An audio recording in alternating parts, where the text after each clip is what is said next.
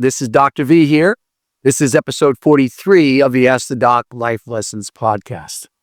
Today's topic is mirror my portfolio for continued success. Again, let me welcome you to episode 43. I'm your host, and I'm going to provide some insights that can empower your life. Today's episode, as I mentioned, is mirror my portfolio. And we'll dive into what it means to have a stock portfolio, explore different portfolio types, and I'll even share the makeup and performance of my personal portfolios. Let's get started. What is a stock portfolio? A stock portfolio is simply a collection of investments, including stocks, bonds, mutual funds, and other securities that you own. Think of it as a garden. Each stock is a plant that you nurture, and the goal is to grow and harvest its fruits and returns over time. Your portfolio reflects your financial goals, your risk tolerance, and your overall investment strategy. It's personal and should align with what you're trying to achieve financially. There are three types of portfolios. Let's break them down into three main categories. First, growth portfolios. These focus on companies expected to grow faster than the market. Growth stocks typically reinvest their earnings rather than paying dividends. The aim for them, long-term capital appreciation. 2, dividend portfolios, one of my favorites. Dividend portfolios consist of stocks from companies that pay regular cash dividends. These are great for generating passive income while still enjoying some of the capital growth. And number 3, a speculative portfolio. These contain riskier, high dividend investments with the potential for much higher returns, but of course, much higher losses. Speculative stocks can be volatile, but may offer a significant return if timed well. Why is this important? Well, building a well-balanced portfolio is essential for long-term wealth creation. It allows you to diversify your entire investment portfolio, minimizing the risk while maximizing your return on investment.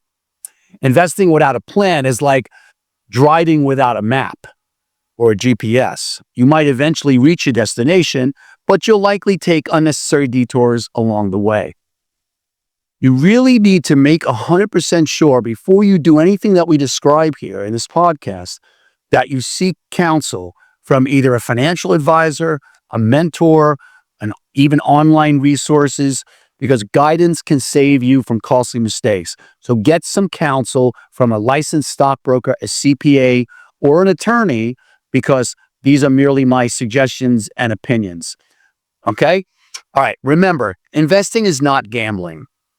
It's a calculated decision based upon research and risk assessment. Here are my portfolios. All right, I'm going to dive right into my personal investment portfolios to give you a sense of what it looks like in practice. My growth portfolio. My growth portfolio consists of companies that are market leaders in innovation with potential for significant long-term growth. So who are they? I invest in Amazon, Apple, Microsoft, Alphabet or Google, Meta, NVIDIA, and Berkshire Hathaway. Those are my growth stocks. These stocks have performed very well, delivering a 48% return for me, thanks to their robust fundamentals and growth potential. Then my dividend portfolio. My dividend portfolio focuses on consistent income with as stable a company as I can find. So who are they? Here's my dividend portfolio. Johnson & Johnson, Procter & Gamble, Coca-Cola, Enterprise Product Partners, AGANC Investment Corp, AGNC, and Gabelli Asset Trust. The last three have a little bit more risk, but much higher dividends. And again, that portfolio is returning 38%. So the other one, between the two, of course, it's a pretty good return. And then finally, there's my speculative portfolio. Here's where I take calculated risks with higher return potential. So what are the stocks I have there? Devon Energy, Energy Transfer, and Liberty All-Star equity fund. While these are riskier, these investments have delivered a 30% return. So overall, these portfolios that I just mentioned have really, really done very, very well.